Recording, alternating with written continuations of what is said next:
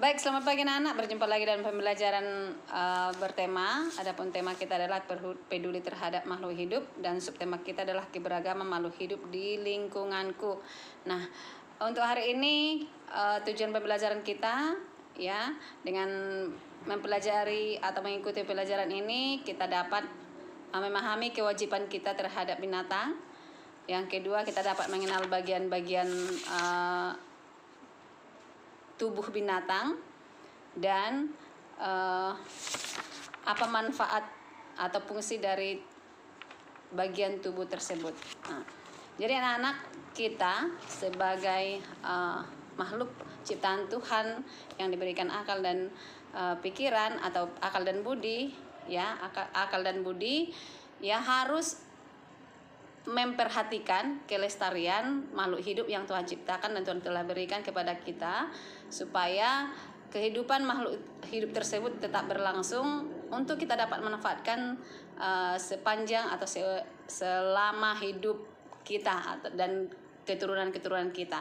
Nah, adapun kewajiban-kewajiban kita terhadap hewan, yang pertama adalah memberi makan. Nah, pemberian makanan ini harus diperhatikan anak-anak. Makanan ini harus diberikan setiap hari dan secara rutin.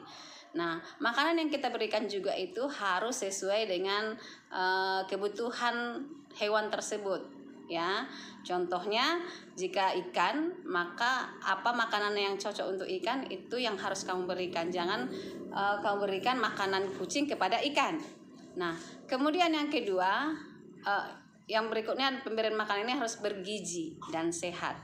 Yang kedua adalah pembuatan kandang. Pembuatan kandang itu harus diperhatikan juga. Yang pertama adalah kenyamanannya, ya.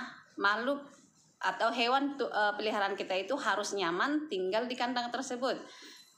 Dengan cara bagaimana memperhatikan kenyamanannya? Yang pertama adalah memberikan kandang yang lebih luas daripada besar tubuhnya. Kemudian kandang tersebut juga harus sesuai dengan binatang tersebut, ya. Jangan pula kucing diberikan kandang, bukan kandang ya, tapi sangkar. Nah, itu tentu berbeda. Nah, sangkar itu dibutuhkan oleh burung. Jadi harus sesuai dengan binatangnya kalau kita memberikan atau membuat kandang. Nah, yang ketiga adalah kebersihan kandang. Kebersihan kandang ini harus betul-betul diperhatikan. Dengan cara apa kita memperhatikan kebersihan kandang? Tentu kamu harus mencuci atau membersihkan kandangnya dengan rutin. Yang keempat adalah perawatan hewan. Perawatan hewan itu tidak hanya saja harus dimandikan, tetapi ketika hewan kita itu mengalami sakit, kita harus mengobatinya atau membawanya ke dokter hewan. Yang kelima adalah perlakuan terhadap hewan. Perlakuan kita terhadap hewan adalah harus penuh dengan kasih sayang, lemah lembut. Tidak boleh memukul hewan peliharaan kita, ya. Itulah bentuk perlakuan kita terhadap hewan.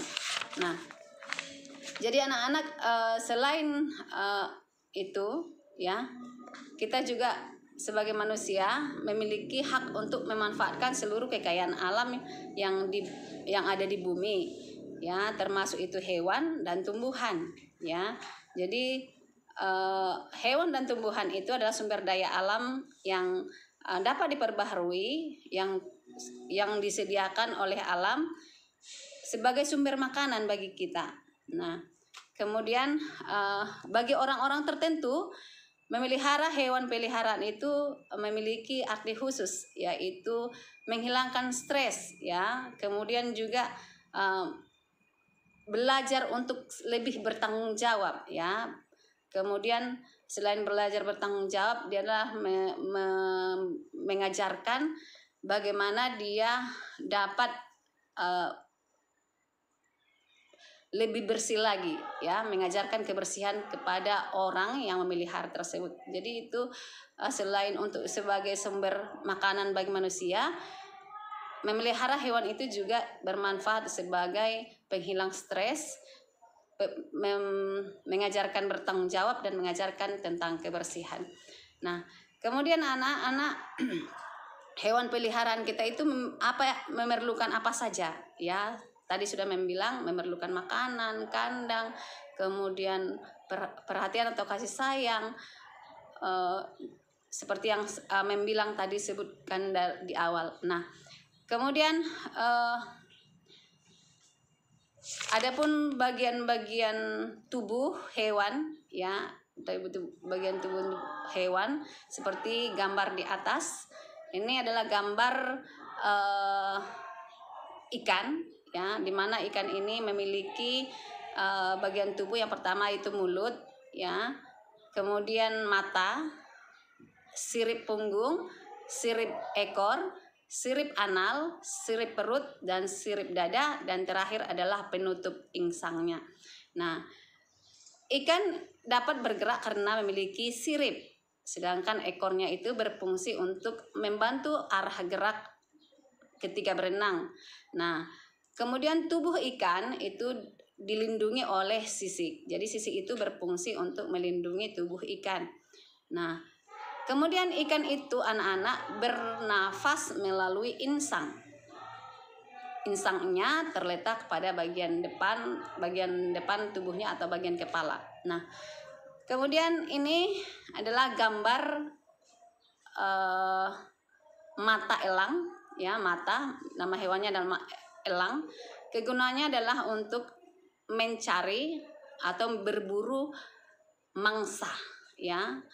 Yang kedua adalah bagian paruh elang. Paruh elang itu berfungsi untuk memudahkan merobek mangsa atau daging yang didapatnya, yang diburunya. Kemudian sirip atau sirip ekor ikan. Sirip ekor ikan membantu mengatur arah geraknya. Kemudian yang gambar berikut ini adalah antena semut. Antena semut itu berfungsi untuk sebagai sarana berkomunikasi dengan semut yang lainnya. Nah, ketika antenanya saling berdekatan atau bersentuhan, mereka berkomunikasi, mengemukakan atau mencari tahu di mana makanan atau adakah sesuatu yang mengganggu komunitas mereka. Kemudian bagian sayap elang itu berfungsi untuk membantu elang untuk terbang. Nah, nanti anak-anak juga akan belajar membuat mozaik. Nah, apa itu yang dimaksud dengan mozaik? Mozaik itu adalah karya seni menciptakan gambar yang berupa kepingan-kepingan, baik itu keramik, kaca, batu-batuan yang berwarna-warni. Jadi perbedaan kolase dengan mozaik adalah kalau kolase itu menggunakan bahan lebih dari satu bahan, sedangkan mozaik itu hanya satu bahan saja. Contohnya kalau kamu mau buat mozaik dari keramik, maka bahannya hanya keramik saja. Nah, namun keramiknya itu harus berwarna-warni ya, berwarna-warni sehingga menciptakan pola mozaik yang sangat indah. Dan adapun alat untuk membuat mozaiknya adalah lem, gunting, kertas, dan karton. Nah, itu tergantung ya anak-anak, tergantung bahan yang kamu mau gunakan. Contohnya kalau kamu menggunakan kepingan-kepingan atau potongan-potongan kertas, maka kamu bisa menempelkannya pada karton atau kertas saja. Namun kalau kamu mau membuat mozaik dari bahan berbahan batu-batuan ataupun keramik, maka tidak boleh ditempelkan ke kertas karena itu akan menimbulkan kerusakan ataupun ketidakcocokan bebannya. Nah, jadi ketika kamu menggunakan batu-batuan atau keramik, maka kamu cocoknya membuat mozaiknya di dinding ataupun di lantai. Nah, atau bahan yang ketebalannya cocok untuk batu-batuan ataupun keramik. Nah, cara membuat mozaik ada di atas ya anak-anak. Nanti kamu tuliskan bagaimana cara membuat mozaik ya. Kamu tuliskan di bukumu cara-cara di atas membuat mozaik ini ya. Dan ini adalah contoh mozaik yang terbuat dari keramik. Nah, anak-anak bisa lihat bahwasanya keramiknya berwarna-warni sehingga membuat pola yang sangat indah. Nah, demikian pembelajaran kita hari ini. Mudah-mudahan dapat dimengerti.